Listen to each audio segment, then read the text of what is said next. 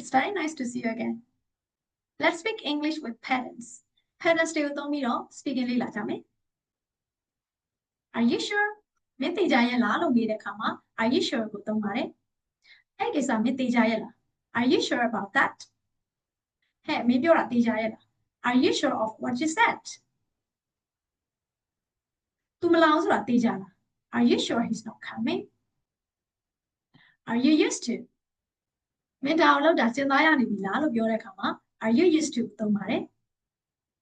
မင်းတူကိုင်းတာစဉ်းစားရနေပြီလား Are you used to using chopsticks?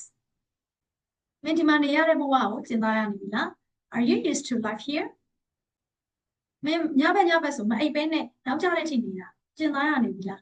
Are you used to staying up late? မင်းဒါအောင်လောက်တာစဉ်းစားရနေပြီလားလို့ပြောတဲ့အခါမှာ Are you used to နာမှာ noun or verb ing လိုက်ပြီးတော့သုံးလို့ရပါတယ်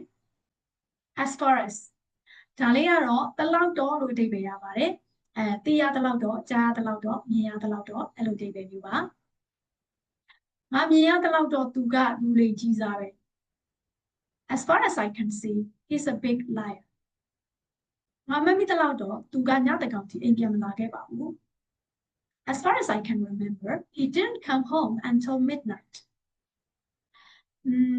ငါပြန်မမိတလောက်တော့အဲ့ဒီတော့ဒီရွာမှာလူနည်းနည်းလေးပဲရှိခဲ့တာ As far as I recall it there were few people in the village then မမရတစ်ခေါက်ပြီးတစ်ခေါက်ကြည့်ပြီးတော့ practice လုပ်ရပါတယ် So thank you for watching see you in the next video